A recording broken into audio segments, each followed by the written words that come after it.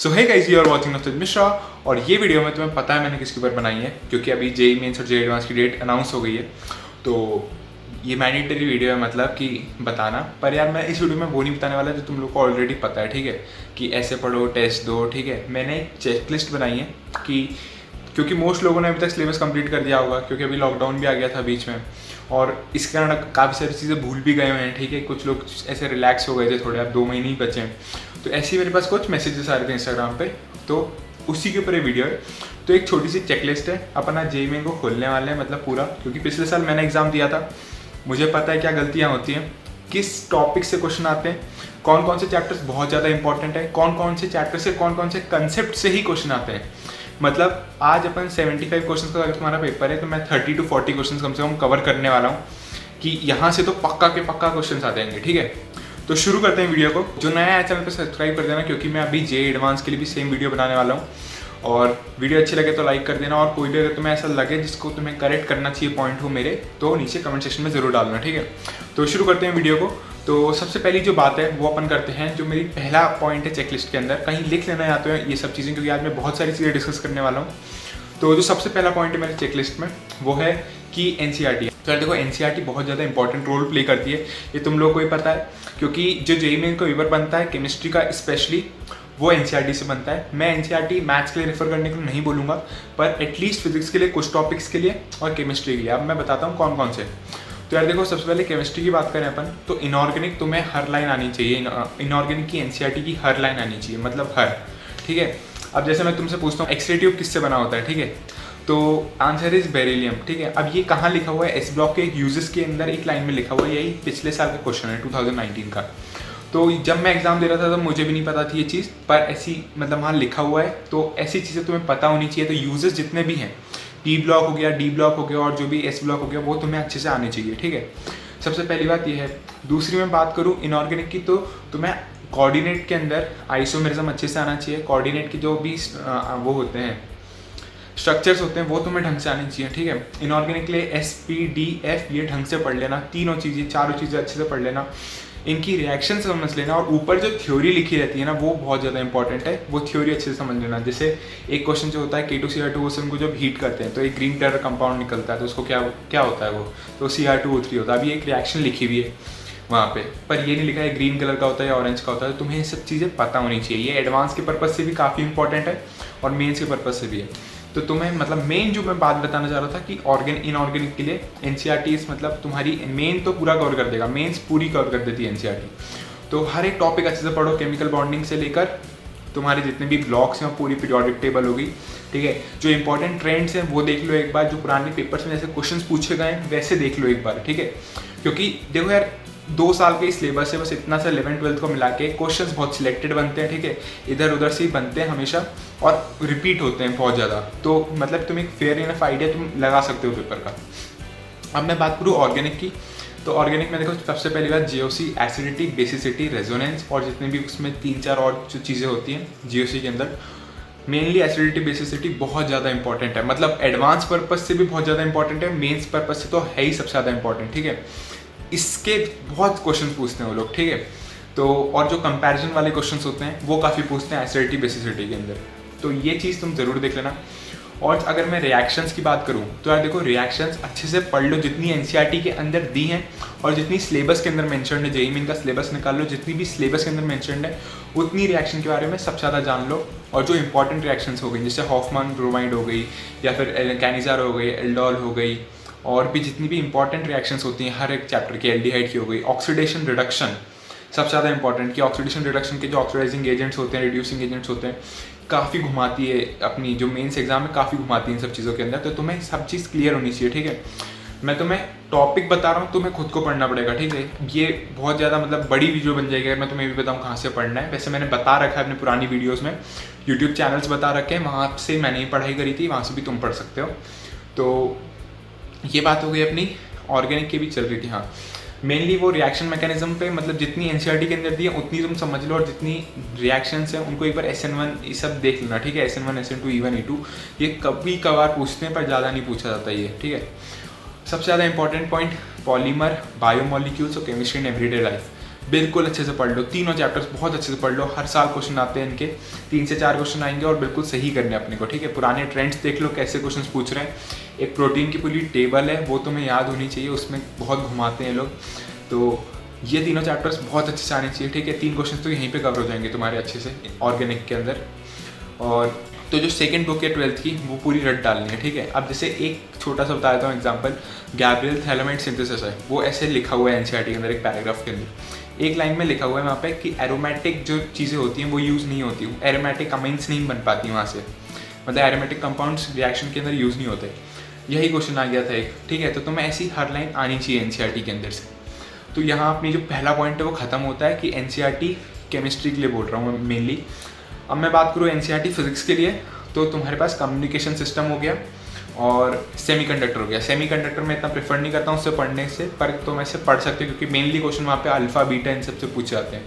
मतलब अल्फा जो करंट का रेशियो होता है और जो ट्रांजिस्टर जिस तरह से वर्क करते हैं, ज़्यादा क्वेश्चन पूछे जाते हैं मेंस के अंदर ऐसे। तो ये तुम कहीं से और से देख लो कि कैसे सॉल्व होते हैं ऐसे क्वेश्चन, तो बेटर रहेगा। कम्युनिकेशन पढ़ लो पूरे एनसीईआरटी से, ठीक है। एक क्वेश्चन फिक्स आता है, कुछ ऑप्शंस रहते हैं, वो हो जाता है आराम से, ठीक है। कम्युनिकेशन हो गया। तो एनसीईआरटी की यहीं तक बात है, ठीक है। फिजिकल के लिए एनसीईआरटी इतना रेफर नहीं करते क्योंकि मेनली फॉर्मूला बेस्ड रहता है और एनसीईआरटी इतने अच्छे से कवर्ड नहीं है, ठीक है। एनसीईआरटी के अंदर तुम्हें मेनली तुमने पढ़ लिया, क्वेश्चंस कर लो प्रैक्टिस और नरेंद्र अवस्थी और सारी बुक से, तो तुम्हारा हो जाएगा इनफ। अब मैं जो सेकंड पॉइंट है मेरे चेकलिस्ट का, वो है कि प्रीवियस ईयर क्वेश्चंस, ठीक है। अब मुझे बहुत सारे लोग पूछते हैं भैया मैं चैप्टर वाइज करूँ कि टेस्ट देके करूँ। तो यार देखो सिंपल सी बात है, टेस्ट 2008 के बाद से टेस्ट अवेलेबल है ऑनलाइन। मैं बता देता हूँ साइट, एलएन की एक ऑनलाइन टेस्ट सीरीज करके साइट है, ठीक है। वहाँ पे तुम्हें एक जैसे एनटीए कंडक्ट करता है पेपर, वैसे तुम पेपर दे सकते हो। मोस्ट लोगों ने दे रखे होंगे पेपर, पर जिन्होंने नहीं दिए वो डेफिनेटली दे दो, ठीक है। और पेपर बना कर दो और अपने मार्क्स को चेक करो कि तुम्हारी कितनी रैंक आएगी उस साल में अगर तुम देते। तो ऐसी कुछ चीज़ें कर सकते हो, थोड़ा मोटिवेशन मिलता है या फिर थोड़ी चीज़ें भी सीखने को मिलती हैं। पता चलता है कि पेपर में कहाँ से मोस्टली क्वेश्चन आते हैं, ठीक है। और अब मैं बात कर रहा हूँ यार देखो, जो तो बहुत इंपॉर्टेंट चीज़ें जो तुमको करनी ही करनी है, ठीक है। तो सबसे पहले मैं केमिस्ट्री को ही थोड़ा बढ़ा देता हूँ। केमिस्ट्री के अंदर देखो सबसे पहले तो मैं आइसोमेरिज्म बहुत अच्छे से आना चाहिए, ठीक है। ऑर्गेनिक के अंदर आइसोमेरिज्म के काफ़ी सारे क्वेश्चन पूछे जाते हैं, जितने भी आइसोमेरिज्म होते हैं तुम्हें सब आना चाहिए, ठीक है। वो मेरे को याद नहीं आ रहा है कि कौन कौन से टाइप्स होते हैं, पर पता नहीं, ठीक है। तो तुम्हें वो सारे आइसोमेरिज्म अच्छे से आने चाहिए। और आइसोमेरिज्म कोऑर्डिनेट के लिए भी बहुत इंपॉर्टेंट, जो कोऑर्डिनेट केमिस्ट्री है उसके लिए भी काफ़ी इंपॉर्टेंट है। सेकेंड मैं बात करूँ तो इंपॉर्टेंट रिएक्शंस तुम्हें अच्छी सारी आनी चाहिए। जितनी फिजिकल केमिस्ट्री की फॉर्मूलेज हैं वो तुम्हें सबसे अच्छे से आने चाहिए। कैसे बफर सॉल्यूशन के अंदर जो फॉर्मूले लगते हैं कैसे लगते हैं, सॉल्ट और एसिड के जो भी रिलेशन है वो कैसे लगते हैं, ये सब चीज़ें की बहुत सिंपल चीज़ें हैं, ठीक है। बहुत आसानी से तुम समझ सकते हो, बस तुम्हें मतलब समझने की कोशिश करनी है, आराम से हो जाएंगी चीज़ें, ठीक है। फिजिकल को बहुत सिंपल आती है, मेंस में फिजिकल बहुत ज़्यादा सिंपल लेवल की आती है। कुछ क्वेश्चन टफ आते हैं, वो सभी के लिए टफ होते हैं, ठीक है। और नहीं तो बहुत सिंपल आती है। तुम अगर तुम्हें अच्छे से आता होगा तो तुम कर लोगे फिजिकल आराम से, ठीक है। और कुछ क्वेश्चंस प्रैक्टिस कर लेना फिजिकल के ऊपर। हाँ, मोस्टली केमिस्ट्री कवर कर लिया है मैंने, ठीक है। अब मैं बात कर रहा हूँ मैथमेटिक्स की। अब देखो मैथमेटिक्स से सबसे अब इंपॉर्टेंट चैप्टर उठाता हूँ, सबसे पहले कोऑर्डिनेट उठाता हूँ। फिर देखो जो कोऑर्डिनेट हो गया उसमें पैराबोला और सर्कल बहुत ज़्यादा क्वेश्चंस पूछे जाते हैं इन दोनों में से, ठीक है। क्योंकि इलिप्स और हाइपरबोला थोड़ा सर्कल से रिलेटेड है। सर्कल के फॉर्मूले को थोड़ा चेंज करोगे तो इलिप्स और हाइपरबोला के फॉर्मूलेज बन जाते हैं आराम से, ठीक है। तो जो पैराबोला है वो तुम्हें अच्छे से आना चाहिए। पैराबोला के बहुत क्वेश्चंस पूछे जाते हैं, स्पेशली टैंजेंट, नॉर्मल और जो उनकी प्रॉपर्टीज़ हैं। अब प्रॉपर्टीज़ सिंगेज में देख सकते हो, जितनी भी प्रॉपर्टीज़ दी है जैसे T1 T2 माइनस C/A होता है, और जितनी प्रॉपर्टीज़ होती हैं कि उसके रिफ्लेक्टिव प्रॉपर्टी हो गई, और ऐसी जितनी प्रॉपर्टीज़ हैं वो बहुत ज़्यादा पूछता है, ठीक है। इससे क्वेश्चंस बहुत फास्ट सॉल्व होते हैं। जो तुमको लगता है तुमसे क्वेश्चन सॉल्व नहीं हो रहे हैं या फिर ऐसे कंसेप्चुअल तुम्हारी क्लैरिटी नहीं है, ऐसा उसमें प्रॉपर्टीज़ लगती हैं एक्चुअली। तो वो एक बार देख लेना कि प्रॉपर्टीज़ कौन कौन सी है पैराबोला सर्कल के अंदर, तो तुम्हें काफ़ी बेनिफिशियल रहेगा, ठीक है। और जो मैं बात करूँ कोऑर्डिनेट में स्ट्रेट लाइंस और जितनी वो एक साइमल्टेनियस स्ट्रेट लाइन वाला चैप्टर है उसमें मेनली फॉर्मूला बेस्ड है, ठीक है। दोनों एक क्वेश्चन आता है उन दोनों में चैप्टर में से मिला के शायद, ठीक है।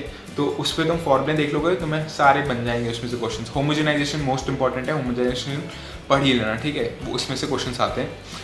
सेकंड बात करूँ इंटीग्रल और जितनी भी कैलकुलस की पूरी, तो कैलकुलस में देखो लिमिट्स के क्वेश्चंस आते हैं काफ़ी सारे, कंटिन्यूटी डिफरेंशिएबिलिटी की आ जाते हैं लिमिट्स मिला के, ठीक है। अब इंटीग्रल कैलकुलस की बात करूँ मैं, तो इंटीग्रल कैलकुलस के अंदर सेम फॉर्म से आए, ठीक है। तो उनको फॉर्म्स आते हैं तो इंटीग्रल कैलकुलस बन जाएगा। बस वो फॉर्म्स पढ़ लो ढंग से। मेनली डेफिनेट इंटीग्रल पूछा जाता है। डेफिनेट इंटीग्रल में प्रॉपर्टीज़ होती हैं कुछ, ठीक है, जैसे लिमिट्स को प्लस करके माइनस इस करके सब्स्टिट्यूट करो। इस पे काफ़ी सारे क्वेश्चंस पूछते हैं वो लोग, जो बहुत सिंपल होते हैं, सबसे बन जाते हैं।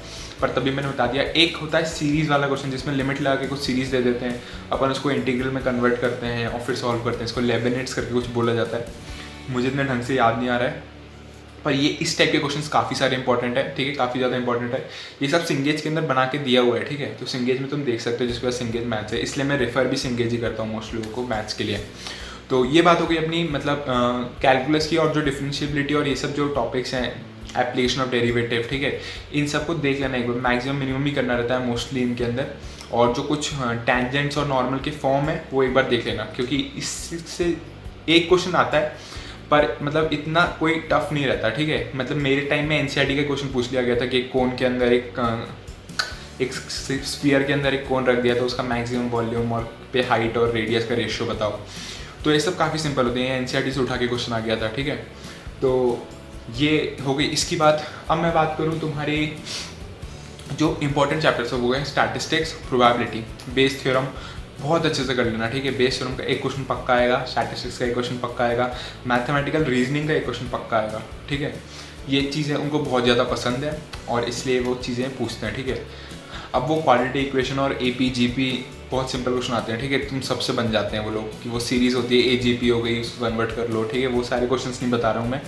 बात करें कॉम्प्लेक्स नंबर की, तो कॉम्प्लेक्स नंबर में उनको सबसे ज़्यादा पसंद है वही क्यूब रूट्स ऑफ यूनिटी या फिर nth रूट्स ऑफ यूनिटी वाला जो टॉपिक है, उसमें से काफ़ी क्वेश्चंस आते हैं। और काफ़ी मतलब तुम अगर उसकी प्रॉपर्टीज़ तुम ढंग से देख लोगे, समझ लोगे, तो वो मतलब ठीक रहेगा। और एडवांस में भी मोस्ट क्वेश्चन यूनिटी से आते हैं, मतलब जो nth root of unity topic है उससे काफ़ी सारे क्वेश्चन आते हैं, ठीक है।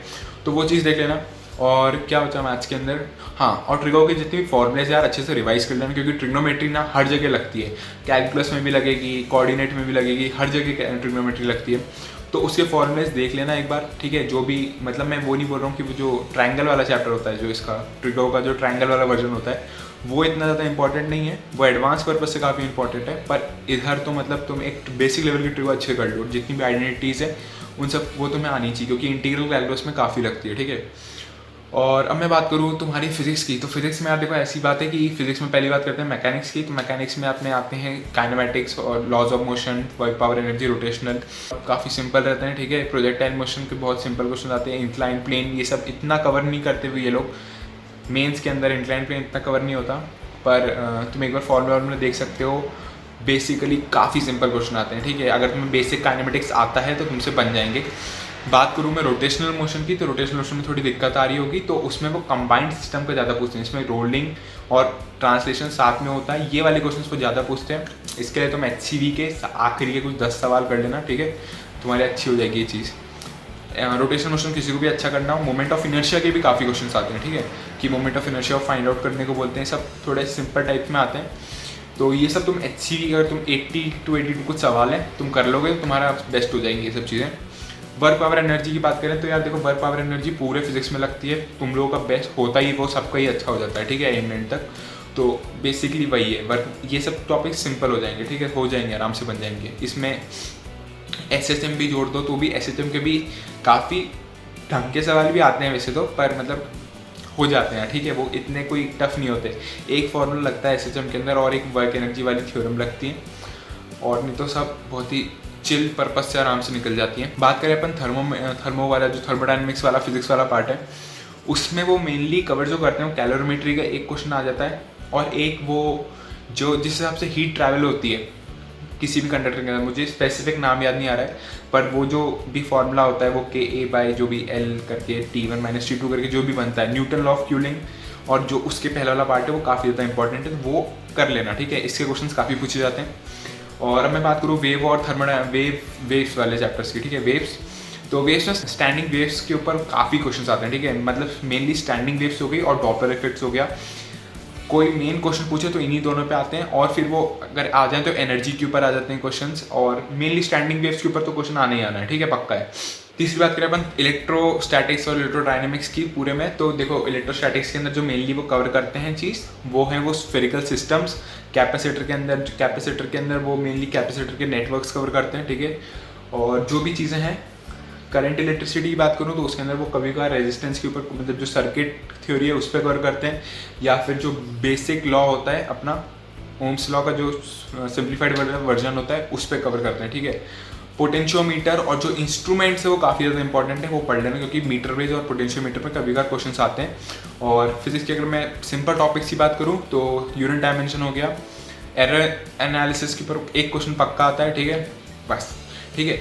और अब मैं बात करूँ अगर मॉडर्न फिजिक्स की, तो मॉडर्न फिजिक्स के अंदर मेनली वही आते हैं क्वेश्चंस की कोलिजन के आएंगे, या तो एटॉमिक कोलिजन के आते हैं सिंपली, या फिर वो लेवल्स के आते हैं कि अगर इस लेवल पे है तो इतना कोई आए, इतनी एनर्जी आएगी तो चला जाएगा। फोटो इलेक्ट्रिक इफेक्ट के ऊपर बहुत सिंपल क्वेश्चन आते हैं। जो ग्राफ्स हैं मॉडर्न फिजिक्स के अंदर फोटो इलेक्ट्रिक इफेक्ट के, वो काफ़ी ज़्यादा इंपॉर्टेंट है, वो देख लेना। और कुछ बच गया है, हाँ, मैग्नेटिक जो अपना वो बच गया, मैग्नेटिक वाला पार्ट फिजिक्स का, उसके अंदर वो BVL और जो भी मेन फॉर्मूलेज हैं यार उसी पे क्वेश्चन आते हैं, ठीक है। और कोई इतना वो लोड नहीं देना चाहते तुम लोगों को। जो बेसिक एम्पियर लॉ हो गया, बेसिक गॉस लॉ हो गया, ठीक है, इसी पे आते हैं क्वेश्चंस, और इतना कोई ज़्यादा कवर नहीं करते वो उसमें से। BVL half B omega L square जो भी ये सब फॉर्मूलेज होते हैं इस पे क्वेश्चंस आते हैं, ठीक है।